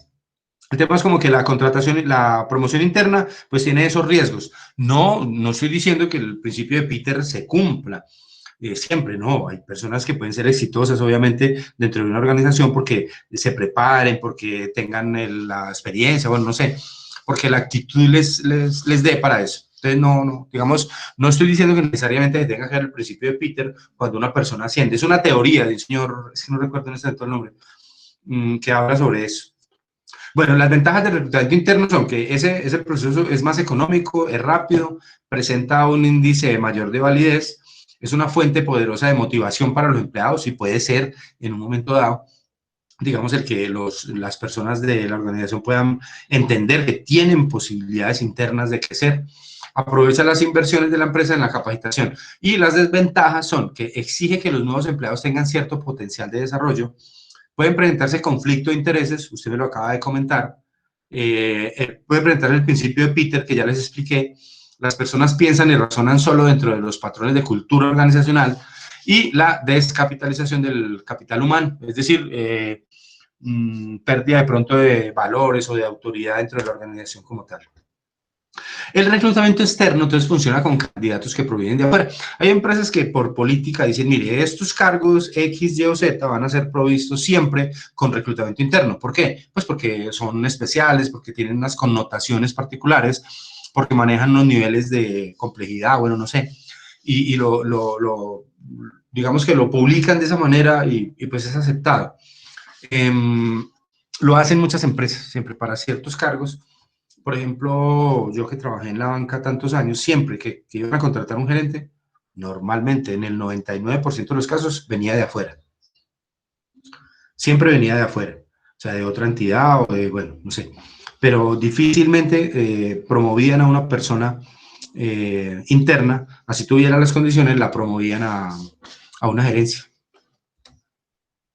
Las ventajas del reclutamiento externo, dice, lleva sangre nueva. Hay veces que se habla tanto de eso y es tan discutible el tema de tener sangre nueva en las empresas, porque muchas veces, digamos que una contratación a mí no me garantiza el éxito porque sea joven, tampoco me garantiza el fracaso porque sea, no digamos vieja, sí. Yo nunca digo, yo ya a estas alturas del partido, yo no digo que es una persona de edad, porque de pronto es menor que yo. No me garantiza nada, ¿sí? La experiencia no me garantiza falta de vigor, ni el vigor me garantiza éxito. Eso es, digamos, discutible. Renueva y enriquece los recursos humanos, de pronto sí, pueden conseguirse nuevos conocimientos, digamos, se pueden vincular nuevas técnicas de alguna manera para desarrollar algunas actividades. Aprovecha las inversiones en capacitación y desarrollo de personal de otras empresas, es decir, si yo contrato a una persona de otra empresa que tiene mucha experiencia, pues obviamente estaré ganando o me estaré ahorrando una cantidad de plata en capacitaciones porque ya la trae, ya la tiene. Estoy cazando un talento. Las desventajas de reclutamiento externo es que es más lento, es más caro, obviamente, en principio es menos seguro, pues sí, porque yo también tengo más riesgo al contratar a una persona que yo no conozco, y existen unas barreras internas en algunas empresas. Siempre que llega una persona de afuera, hay cierta reticencia de las personas para comenzar a trabajar con ella. No lo conocemos, no sabemos cómo es, necesita unas habilidades especiales para caer bien, digamos, para insertarse en el grupo como tal. También hay reclutamiento mixto cuando yo digo, bueno, este cargo para cubrir este cargo, voy a conseguir 3 hojas de vida interna y 3 externas. Y de esa manera voy a conseguir el candidato. Dentro de la selección de personal, eso se busca entre los candidatos reclutados a los más adecuados. Es decir, lo que les comentaba ahorita, por lo general, esa área de desarrollo humano, desarrollo de talento humano, no toma las decisiones de contratación, solamente apoya los procesos. Es decir, consigue las hojas de vida, recluta, y le presenta al jefe de área, que va a ser el, digamos, el jefe directo, por lo general, de esa persona que vamos a contratar, le presenta 2 o 3 candidatos que son los elegibles. O sea, le dice, mire, esos 3 candidatos le pueden funcionar, tienen las características, tienen los conocimientos, tienen las competencias, ya, hágales una entrevista a usted, entrevístelo y tal, y tome la decisión. Dentro de esa entrevista, ahorita vamos a hablar un poquito de eso, pues hay factores que se vuelven muy subjetivos en el momento de la contratación, porque nosotros somos seres humanos y las impresiones nos entran visualmente, ópticamente, auditivamente, y entonces tomamos decisiones sobre esas percepciones. Y es difícil a veces ser objetivos. Yo no sé si eso está claro. Digamos, una cara, una voz, una presentación, no sé, nos pueda convencer de tomar la decisión de contratar a A y no contratar a B o a C, ¿sí? Dentro de ese proceso de selección de personal está la descripción y requisición de los puestos, como, digamos, como lo que se requiere en cada uno de los cargos como tal. Está la descripción y análisis de puestos, actividades a realizar, responsabilidades de cada uno, como en B también tenemos estándares de desempeño, deseados para cada actividad, especificaciones de las personas, relación de las calificaciones prioritarias personales necesarias para llevar a cabo el cargo, fuentes de información sobre el candidato, la solicitud de empleo, los exámenes de selección, las referencias que yo, digamos, verifico, comparación para verificación de adecuación como tal, y por último la toma de decisiones sobre todos esos, digamos, con base en esa información obtenida en esos procesos como tal. La selección como proceso de comparación, entonces, exige que la descripción y el análisis de puestos o de las competencias requeridas se transformen en una ficha profesiográfica o ficha de especificaciones a partir de la cual se estructure con mayor rigor el proceso de selección. Una ficha profesiográfica es como una delimitación exacta de las características que debe tener el cargo, de los conocimientos, de las competencias, de qué debe tener. Se llama ficha profesiográfica. La selección como proceso de decisión. Entonces, la decisión final de aceptación o rechazo de los candidatos es siempre responsabilidad del departamento solicitante, lo que les acabo de comentar. No es del área de personal. El área de personal solamente descalifica aquellos perfiles que no se acercan a lo que se requiere, inclusive puede determinar en algún momento que la provisión de la vacante queda desierta, porque ninguno de los candidatos que se presentaron, ninguno cumplió con las especificaciones, pero lo que hace normalmente es que facilita el proceso, o sea, es decir, establece como cuáles son los candidatos viables y se los presenta al departamento solicitante para que este departamento tome la decisión. Así, la selección es siempre responsabilidad de línea de cada jefe y función de staff, no del departamento de talento humano como tal. El departamento de talento humano simplemente presenta a los candidatos. Las bases para la selección de personal, primero la obtención de información sobre el puesto, es decir, la definición del cargo, descripción y análisis de los puestos, aplicación de la técnica de los incidentes críticos. Cuando hablo de los incidentes críticos, hablo de aquellas condiciones particulares que dentro del proceso de selección yo pueda identificar con el candidato. Por ejemplo, señales que a mí me den a entender que vamos a tener problemas con él por temas actitudinales, comportamientos, que se puedan detectar desde el proceso de selección y que yo pueda, digamos, tomar la decisión desde ahí de no continuar el proceso con ese candidato. La requisición del personal, el análisis de puestos en el mercado, es decir, qué ofrece el mercado con base en esos requerimientos que yo tengo, las hipótesis de trabajo y las competencias individuales requeridas. Es una ficha profesiográfica pues, que define los requerimientos exactos de conocimientos, de estudios, de experiencias, bueno, lo que yo pueda colocar allí para ese cargo. La elección de las técnicas de selección, pues tenemos entrevistas, tenemos pruebas de conocimientos o habilidades, exámenes psicológicos que me hablan sobre la actitud, sobre la, digamos, la personalidad del candidato, exámenes de personalidad puntuales y técnicas de simulación. Cuando hacemos juego de roles, de pronto hay algunas empresas que lo utilizan, algunas empresas de selección de personal que utilizan el juego de roles para determinar perfiles.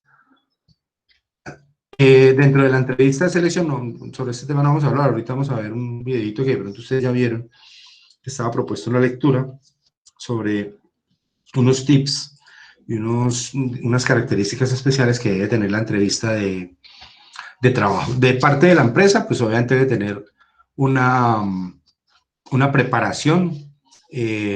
También se habla sobre la capacitación de los entrevistadores, no todo el mundo es bueno para entrevistar, digamos, no todas las personas están capacitadas para en una entrevista lograr determinar el perfil de un candidato o establecer qué factores críticos pueda tener. Digamos, esas son habilidades que de pronto tienen los psicólogos organizacionales que han trabajado mucho sobre estos temas. La construcción del proceso de la entrevista, según sus habilidades, el entrevistador tiene menor o mayor libertad en la conducción de la entrevista. Depende del tipo de entrevista, si es totalmente estandarizada, es decir, con preguntas ya elaboradas, con un cuestionario ya formulado por la empresa. Entrevista estandarizada solo respecto a las preguntas, entrevista dirigida o entrevista no dirigida, es decir, libre. Las etapas de la entrevista de selección, lo primero la preparación, obviamente para yo ir a entrevistar a un candidato, pues me debo preparar. Las empresas no deben improvisar en este tema y unos aspectos importantes son el tipo de entrevista, si es estructurada o es libre, la lectura preliminar del currículum del candidato, la mayor cantidad posible de información del candidato, o sea, hacer las preguntas exactas, las que requerimos para conocer las condiciones, las características del candidato. La mayor cantidad posible de información del puesto vacante y de las características personales esenciales que exige. El ambiente, o lo que llamamos en coaching el rapport, es como generar ese momento de confianza con el entrevistado. Es decir, cuando ustedes van a entrevistar a una persona, si ustedes están en su puesto de trabajo y tienen de pronto una salita de espera, es mucho más fácil hacer una entrevista de trabajo sentados en un puff o en un sofá donde estén las dos personas sentadas juntas a hacerlo de frente al escritorio. Cuando ustedes entrevistan a una persona y lo sientan al frente del escritorio, eso intimida, eso le da a la persona la idea de que usted está por encima, de que usted está en un nivel superior y puede influir sobre las respuestas o sobre el resultado de la entrevista.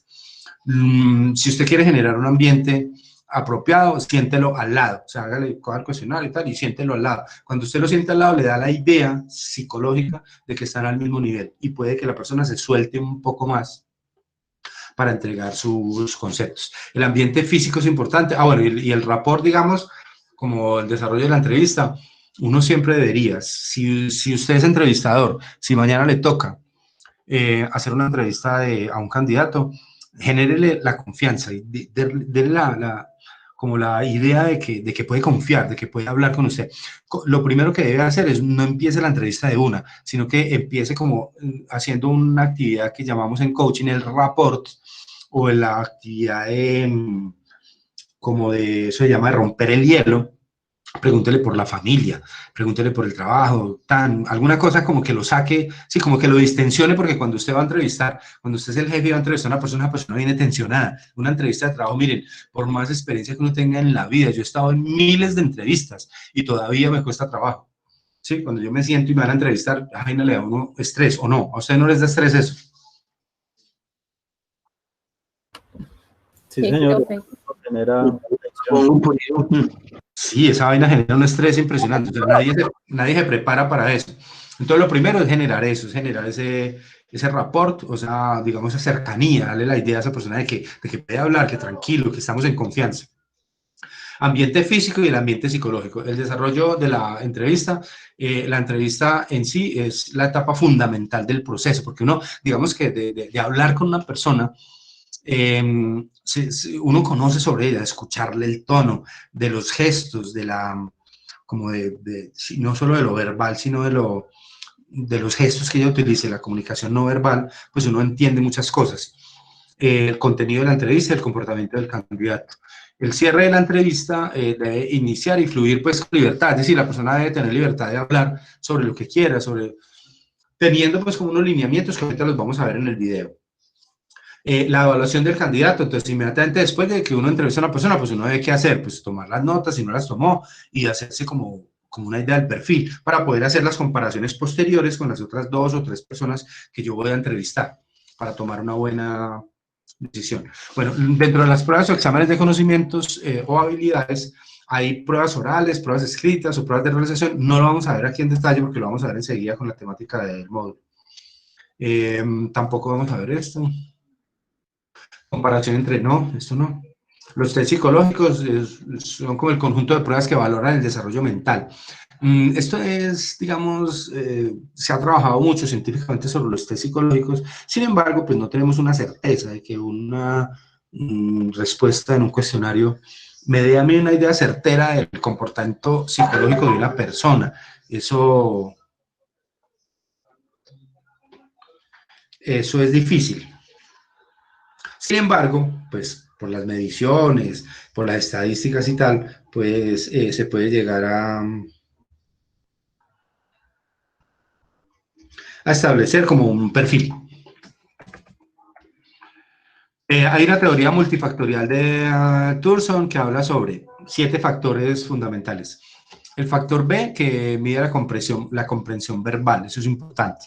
Como cuando uno va a un examen ECAES, un examen IFES, en donde le ponen unos textos para uno tener una comprensión de lectura, aquí es comprensión verbal, es decir, lo que uno entiende. El factor W, que mide el factor de palabras, o sea, la capacidad para emitir conceptos o describir fenómenos. El factor N, que es el factor numérico o matemático, el factor S, que es el de las relaciones espaciales, el factor M, que es el de la memoria de asociación, que lo medimos con esos test de razonamiento abstracto, el factor P, que es de la rapidez de percepción, son esas imágenes que le ponen a uno a veces que son muy raras, que uno no entiende, que son unos dibujos rarísimos y que le preguntan a quemarropa a uno, bueno, ¿usted qué ve ahí? Entonces uno a veces ve un monstruo, una cara, o bueno, un carro, no sé. El factor R, que es el de razonamiento, como preguntas sobre diferentes temas para entender cuáles son las percepciones como tal. El test de personalidad sirven para analizar los distintos rasgos de personalidad, sean determinados por el carácter, adquiridos o fenotípicos, o por el temperamento, innatos o genotípicos. Es decir, esto lo miden los psicólogos como unas reacciones, ellos lo miden a uno como unas reacciones que uno tiene frente a ciertas preguntas o ciertas situaciones, y con eso toman como una idea de cuál es la personalidad. Pueden medir la capacidad allí de la capacidad de soportar presión, por ejemplo, ¿sí? De hasta qué punto la persona puede reaccionar fuerte en un momento dado. Las técnicas de simulación son un juego de roles, son psicodramas pues, que manejan algunas empresas que ponen a las personas, digamos, como en situaciones particulares. Mire, si usted está allí, la situación es esta, las condiciones son estas, ¿usted qué haría? Respóndame acá. Entonces lo ponen en varios escenarios como para, digamos, tratar de establecer cuál va a ser su desempeño. Bueno, los resultados de toda esta operación, digamos, para la organización son adecuación de las personas al puesto y en consecuencia satisfacción del personal con el empleo. Pues sí, se supone que en teoría, si yo hago una buena labor de selección, si yo selecciono a la persona correcta para el empleo correcto, es posible que esa persona esté satisfecha allí, pero pues obviamente dependerá de otras cosas, la remuneración, la motivación, el clima organizacional, bueno, el reconocimiento, una cantidad de cosas. La rapidez en la adaptación e integración del nuevo empleado a sus nuevas funciones, la mejora gradual de potencial humano mediante la elección sistemática de los nuevos talentos, mayor estabilidad y permanencia de las personas, por tanto, menor rotación de personal, pues sí, eso depende obviamente de la selección. Si yo soy certero, digamos, en el tema de selección, pues tendré una menor rotación, es como algo lógico, ¿no? El mayor rendimiento y productividad gracias al aumento de la capacidad del personal, la mejora en el nivel de las relaciones humanas debido a una moral más elevada. inversiones y esfuerzos menores en la capacitación en virtud de una mayor facilidad para aprender las tareas del puesto y las nuevas actividades originadas por la innovación. También se aprovechan al máximo en el trabajo las habilidades y características de cada persona, se favorece el éxito potencial en el puesto, se aumenta la satisfacción de las personas por encontrar la actividad más adecuada para cada una, y evita pérdidas futuras por la reubicación o sustitución de personas por la probable falta de éxito en el cargo. En últimas, si yo desarrollo de manera adecuada el proceso de selección, en teoría tendré ya, como les decía al iniciar la charla, las actividades de selección son consideradas dentro de ese gran proceso de desarrollo del talento humano como las más importantes. Es decir, que a pesar de que hay otras que son muy importantes como el mantenimiento, la remuneración y otras cosas, la selección es importantísima pues porque obviamente me da a mí la idea de haber contratado a la persona idónea para el puesto idóneo, ¿cierto? Es decir, que tiene la habilidad para desarrollar X cargo. Si yo hago eso, si yo logro eso, si yo soy exitoso en esa parte, pues tendré de alguna manera garantizado, digamos, el tema de permanencia, el tema de pronto de compromiso con el trabajo, con la actividad y muchas otras cosas. Muchachos, preguntas hasta aquí, dudas, ¿cómo van? ¿Están muy cansados?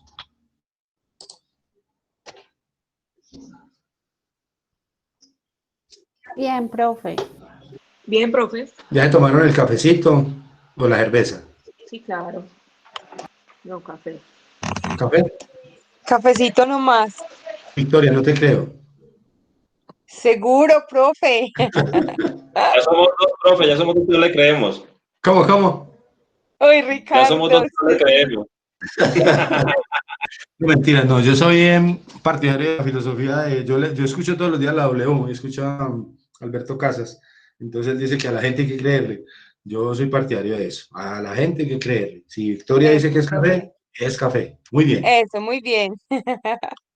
todos somos inocentes hasta que no nos compruebe nada. Bueno, muchachos, tenemos el otro tema, la revisión de un módulo sobre el tema de selección de personal. Hay algunas cosas que se pueden traslapar con lo que ya vimos, pero yo no sé si ustedes vieron el video sugerido allí sobre los tips de la entrevista. ¿Lo vieron? Sí, señor. Pues Los yo sé. consejos para una entrevista laboral exitosa. Entonces, bueno, vamos a dejar este tema pendiente, pero sí vamos a ver el videito. Entonces vamos a ver el video, pero pues nos toca verlo cada uno. Les mando el enlace y nos vemos en 4 minutos. Hablamos sobre él unos 5 minuticos y damos por terminada la tutoría. ¿Listo, muchachos? Sí, señor. Listo, profe. Se los comparto ya. Ahí está en el grupo de WhatsApp, por favor miremoslo y ya nos vemos en 4 minuticos para que hagamos un pequeño debate sobre eso y dejamos el tema de módulo para dentro de 8 días y con eso iniciamos y continuamos con el tema de mantenimiento de personal. ¿Listo? Listo, muchachos. Entonces nos vemos en 5 minuticos. Listo, profe.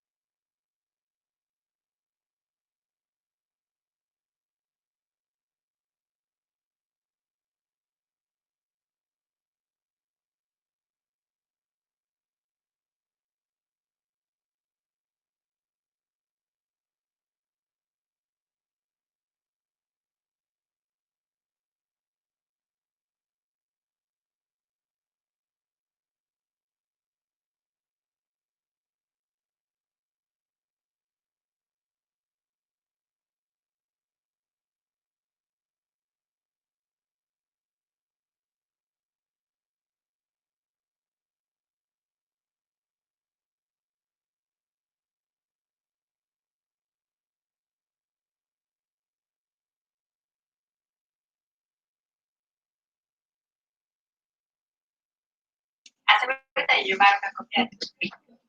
Es muy importante que el currículum esté actualizado, que no tenga errores ortográficos y que además tenga una excelente presentación. Número 7.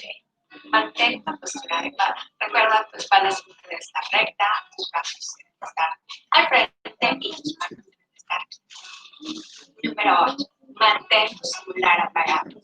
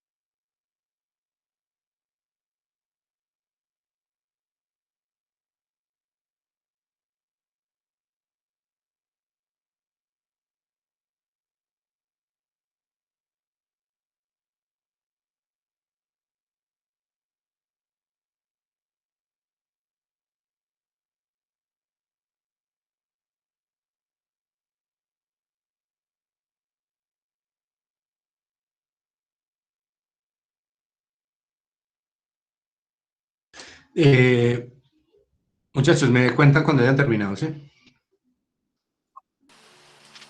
Yo ya, profe. Listo, profe. Yo también. Bueno, listo. Entonces vamos a terminar hablando sobre esos 10 tipsitos, ¿sí? ¿Qué nos dice esta niña simpática sobre el tema de las entrevistas? El primer punto, ¿cuál es? Prepararse para la entrevista. Sí, prepararse. O sea, uno nunca debe ir, es decir, ni el entrevistado, ni el entrevistador deben ir sin preparación a una entrevista. Jamás. Sí, es decir, si yo voy a presentar una entrevista de trabajo, yo debo ir preparado. Y dentro de esa preparación, si a mí me va a contratar una empresa, yo debería como conseguir algunos datos. Debería como meterme en el cuento, como averiguar. Pues no, digamos, en eso, digamos, hay que manejar mucho el tema de no ser muy sobrado, pero tampoco que me falte. Que yo pueda dar la idea de que estoy interesado y que conozco y que me preparé. Eso es importantísimo. Cuando uno le da al entrevistador la idea de que uno está preparado, ya es un factor importante, ya uno va ganando. Otra parte, la segunda, es el tema del vestuario. Ir correctamente vestido. Si hablamos de las niñas, pues no ir con descaderado y ombliguera a la vez, porque eso está prohibido por código de policía, muchachas, ustedes saben, ¿cierto?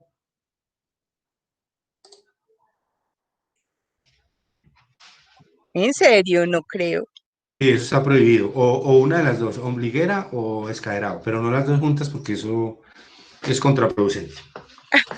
Entonces, Obviamente se trata de que dicen que la persona que mejor se viste es aquella que no se viste para llamar la atención, sino para pasar desapercibido. Es decir, es un vestuario normal, en los colores y tal. Lo tercero que nos habla la niña es buscar la ubicación, es decir, llegar temprano, que no me coja la tarde, o sea, saber dónde es y tal. Llegar temprano es demostrar respeto por las personas. Yo conocí hace muchos años al director de la Cámara de Comercio, fue jefe mío de Manizales, el doctor Gildardo Armel Arenas, y él decía que llegar a la hora en punto significa llegar tarde. Llegar a la hora en punto es llegar tarde. Uno a una cita siempre debería llegar temprano. Ahora, cuando ustedes van a llegar a una cita, van para una cita de negocios, alguna cosa, y ustedes ya saben que van a llegar tarde, adelántense a esa situación, llamen a la persona. Sí, yo ya sé que voy a llegar tarde, la cita es a las 2, faltan 10, yo ya sé que voy a llegar tarde, ya no alcanzo. Entonces llamo a la persona y le digo, mire, qué pena con usted, pasó esto, quiero expresarle que me voy a demorar un poquito. Corrámosla 10 minutos, ¿sí? Entonces, y uno le da el tiempo como para uno llegar antes. Es decir, para demostrarle respeto. Eso demuestra, obviamente, el respeto por la persona. Obviamente, la puntualidad es importante. El saludo es básico, el saludo firme, pues obviamente sin desbaratar a la persona ni nada, pero un saludo importante que genere, que me dé como la idea de la energía que yo manejo. Lo otro es llevar una copia de la hoja de vida, pues porque puede ocurrir que se necesite corregir algún dato o tal. Otro es el tema de la postura. La postura es importantísima. La postura para una entrevista, sí, yo estoy de frente a ese entrevistador, yo soy el entrevistado. Vuelvo y le repito, si yo estoy de frente a él, él está en su escritorio, él me está demostrando como subliminalmente que está por encima. La postura debe ser erguida, la columna derecha, manos al frente sin cruzar las manos, y las manos deben estar quietas. No quiere decir que yo no pueda mover las manos, yo puedo hablar y mover las manos, pero no demasiado, porque si las muevo demasiado denota nerviosismo, y eso no es bueno en una entrevista como tal. Profe. Sí. Por ejemplo, en ese tema de la posición, cuando yo estudiaba en el SENA y a nosotros nos preparaban eso para las entrevistas, habían empresas, a nosotros en el SENA nos decían que si a usted le ofrecían algo en la empresa, agua o algo, que uno la debía de aceptar, no era porque se la estuvieran ofreciendo por amabilidad, sino que era por analizar eso la suya, para saber si usted estaba nervioso, le temblaban las manos, si usted era una persona segura y todo ese tipo de situaciones. Entonces a nosotros nos entrenaban para eso, nos decían no se crucen de brazos, no crucen las piernas y ese tipo de cosas. Pues, sí, como porque esos comportamientos denotan cosas, sí, eso es importante. La postura es supremamente importante porque denota signos de nerviosismo. Por ejemplo, una entrevista que yo tuve, yo he tenido cualquier cantidad de entrevistas en la vida, obviamente ustedes saben que yo soy un poquito mayor que ustedes. En una oportunidad me tocó una entrevista así, yo entré a la oficina de la psicóloga y cuando yo entré había una escoba con una cosa tirada en el piso. Entonces, pues como reacción lógica, pues yo me agaché y la recogí, ¿cierto? Y pues la traté de acomodar. Pues eso no estaba ahí, después me puse a pensar, claro, eso no estaba ahí por azar, sino por estrategia de la persona, ¿cierto? Aquel que llegaría a pasar por encima de esa escoba y la dejara ahí, pues ya estaba descabezado, ¿cierto? También el orden, por ejemplo, le miden a uno, le ponen papeles, los desordenan, a ver si uno los ordena, ¿sí? Y si uno los ordena, pues ellos toman alguna versión sobre eso. El cruce de brazos, por ejemplo, es fatal. Yo no puedo atender, no se me ocurriría atender una entrevista cruzada de brazos o cruzada de piernas. Es un bloqueo, es como decirle a la persona no me pregunte nada. Profe, por ejemplo, sí. Mira que a mí una vez en una entrevista para bienestar familiar me encerraron en un cuarto, a mí eso nunca se me va a olvidar. Me encerraron en un cuarto y me pasaron las hojitas, pues bueno, era un test bastante larguito. ¿Y cómo le parece que me apagaron la luz? Y me dejaron nada como 10 minutos con la luz apagada. Y yo decía, eso mínimo debe ser como parte de la prueba. Sí. Porque salió otra muchacha, o sea, una señora pues mayor, con mucha experiencia, íbamos dos, y la muchacha salió por ahí mismo, metió el grito, ¡ay, que se fue la luz! Entonces él mismo era desesperado, pues abriendo la puerta y bueno, y a mí me hicieron lo mismo, pero yo me quedé ahí pues tranquila. Entonces eso son como estrategias que ellos utilizan, ¿cierto? Sí, lo que pasa es que se dice que la expresión corporal dice mucho más de una persona que la expresión verbal. Es decir, la manera como yo me muevo, como yo gesticulo, como yo miro, eso dice más de mí, de la personalidad. Y hay muchos expertos que trabajan eso. Tal vez ya les había comentado, en Manizales hay una empresa que se llama Super de Alimentos, y ellos han trabajado históricamente el tema de las entrevistas por cámara, es que no recuerdo cómo el nombre, la cámara ciega, es decir, que la persona está allá, entonces lo entran a un sitio, en un escritorio, y lo ponen a esperar, lo dejan ahí esperando, pero ellos lo están mirando por una cámara, por una ventana, así como cuando uno ve en las películas que están tratando de identificar al asesino, y yo veo al asesino, a los candidatos, a los acusados allá, pero ellos no me ven a mí, sí lo han visto. Entonces, entonces toman, o sea, miran a la persona, la gesticulación, todo lo que hace y tal, y con eso toman decisiones. ¿Cómo lo hacen? Bueno, eso ya forma parte de una ciencia específica de la psicología y tal, pero sí son puras estrategias para lograr identificar la capacidad que tiene la persona para manejar situaciones diferentes, porque digamos dentro de una empresa, pues cuando yo voy a entrar a un cargo, pues yo tengo que manejar algunas situaciones. Hay algunas que son más críticas que otras y depende de eso, pues obviamente el perfil tendrá que ser diferente. Bueno, otra que nos habla por aquí es apagar el celular, eso es importante hoy en día, ¿no? ¿Qué tal que no tuviéramos celular? Yo todavía, ¿sí?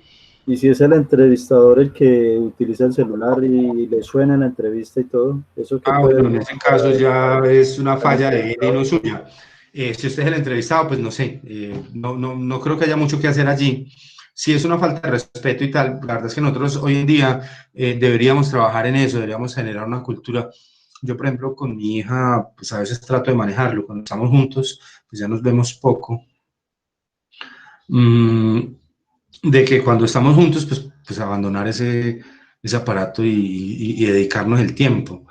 Pero eso no es fácil hoy en día. Yo añoro todavía, ¿sí?, ese tiempo en el que lo llamaban a uno cuando no había celulares y llamaban a la casa, al apartamento un sábado por la mañana. Decía, Giovanni está, no, él se fue para un paseo y vuelve el lunes por la noche y no pasaba nada. Y lo llamaban a uno el martes y la gente no se moría y el mundo seguía caminando normal sin uno. Hoy en día, pues eso ya no existe, ya estamos ubicados, o sea, dependemos de ese aparato y tal. Pero entonces sí, pues si es el entrevistador, no sé. Pero además sí, depende de los cargos también, de los cargos o las labores o las funciones que realicen las personas. Sí. Tener pues el celular.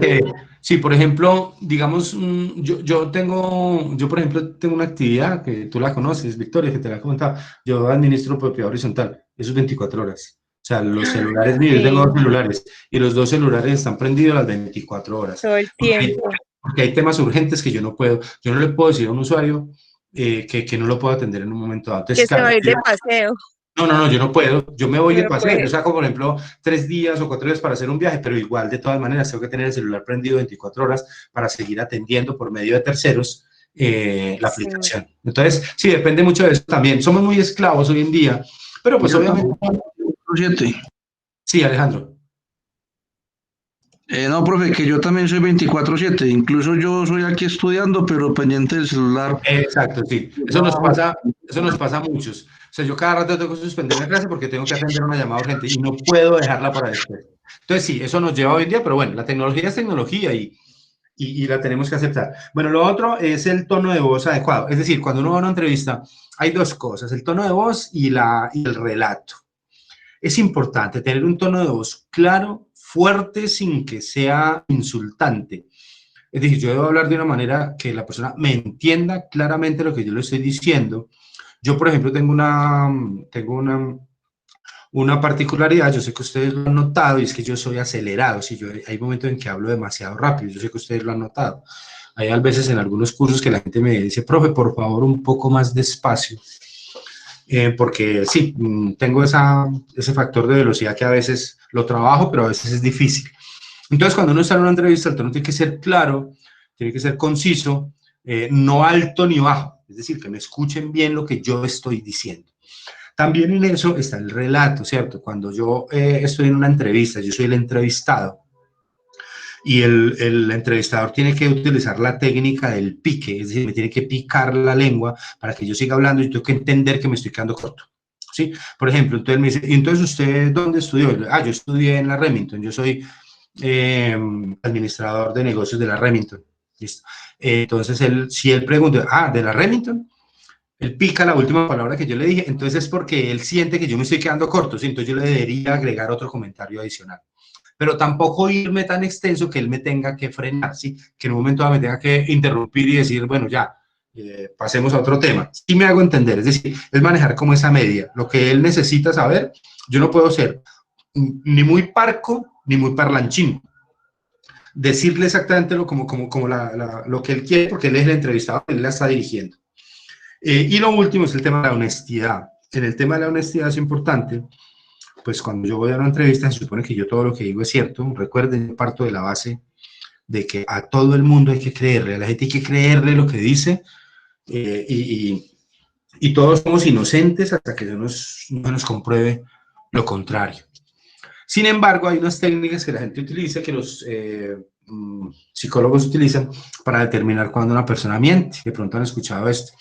Si ustedes están hablando con una persona y cuando esa persona les contesta, él mira desde su punto de vista, desde allá, él mira hacia la izquierda, posiblemente está mintiendo, ¿sí? Y si mira, perdón, y que se toca la nariz también, profe. Y la nariz también es una defensa. Y si mira hacia la derecha, tal vez está mintiendo. Si mira hacia la izquierda, tal vez está recordando, ¿sí? ¿Por qué? Ustedes saben que nosotros tenemos en el cerebro dos hemisferios, el izquierdo y el derecho. Cuando yo muevo mi mano izquierda, esa orden viene del hemisferio derecho. Y cuando yo muevo mi mano derecha, esa orden viene del hemisferio izquierdo. Por eso, ustedes han escuchado en alguna oportunidad a esos niños que llegan por allá a tercer bachillerato y los mandan a gatear. ¿Sí han escuchado algo? Porque les cuesta trabajo entender el álgebra. No, profe, no. Listo, cuando una persona llega al tercero, para como al grado octavo, yo digo tercero bachillerato porque es que como yo soy un poquito más viejito que ustedes, yo no vi octavo, sino tercero bachillerato. Entonces, cuando llegan a octavo, llegan a álgebra y cuando se les dificulta un poquito esos conceptos y tal, es posible que esas personas hayan obviado o hayan tenido muy poquita experiencia en la etapa de gateo. Cuando uno gatea, una persona gatea, un niño gatea, él mueve a la vez la pierna derecha con la mano izquierda y la pierna izquierda con la mano derecha. Así gatea uno, ¿cierto? Entonces, esa interacción de esos dos cerebros hace que uno tenga algunas habilidades para la matemática, para el movimiento, para la kinestésica.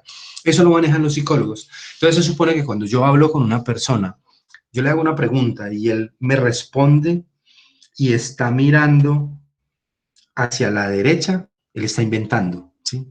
Está mintiendo. Pero si mira hacia la izquierda, tal vez está recordando. Porque cuando mira hacia la izquierda, está apoyado en la información del hemisferio derecho, y el hemisferio derecho es el holístico, es el de las imágenes, es el del contexto general. El hemisferio izquierdo es el del habla, el de la matemática, el de los números. O sea, es lo que llamamos en psicología la loca de la casa, es la que siempre está hablando, es la que está tratando de interpretar siempre y darle como una lógica a lo que ve el hemisferio derecho, es la que no nos deja dormir y no nos deja prosperar, porque siempre está hablando. Entonces, ellos toman, hay psicólogos que toman eso como respuesta, ¿sí? Si me hacen una pregunta y yo miro hacia cierto lado, él sabrá si yo estoy mintiendo o si estoy diciendo la verdad. Muchachos, ¿preguntas hasta aquí? No, profe, todo muy claro. No, profe. Aportes, dudas, reclamos, quejas, peticiones. Las empresas no solo con el entrevistador en cuanto al tema de los datos, ellos también hacen el estudio de seguridad de que toda esa información sea cierta. Ah, sí, Jamie. Digamos que ese temita, pues no alcanzamos hoy, nos queda pendiente para dentro de 8 días. Son los temas de las pruebas específicas como tal. las psicológicas que tienen las de personalidad, las de aptitud y las de verificación que tienen que ver con, por ejemplo, pruebas de poligrafía, cuando hay algunos cargos que lo exigen, o visitas domiciliarias, en donde uno va al entorno de la persona y analiza todas las condiciones generales. Eso es muy importante. Muchas gracias, Jenny. Lo vamos a ver dentro de 8 días, ¿sí? Listo, profe. Listo, muchachos. ¿Algo más? ¿Preguntas, dudas, reclamos? No, señor.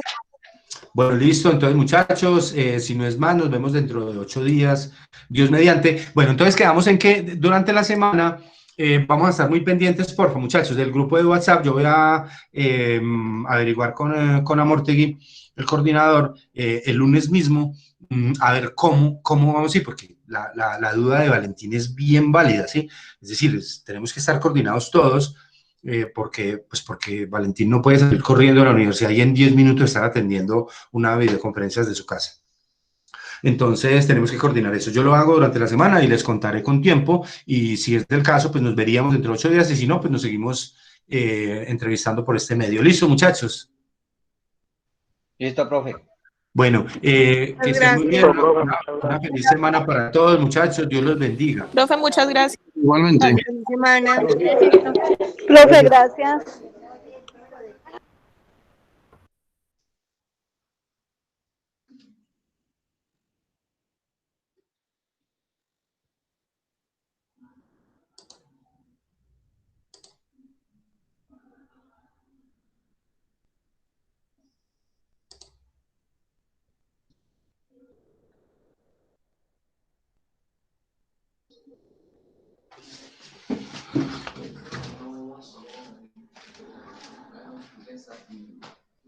Buenas. ¿Cómo estás? Bien, es que lo bajó por el trago. Él me escribió. Ah, sí, él me escribió. Ay, necesita la plata. No, sino que estamos poniendo las transferencias, pero ahí es más lento el domiciliario. Entonces está ¿Y dónde, por dónde vienes? Yo no sé, no, pero es que el licor es Pereira y nos llevan a la casa y todo. A veces a las 11 de la noche pedimos vino. ¿Licor es Pereira? Sí.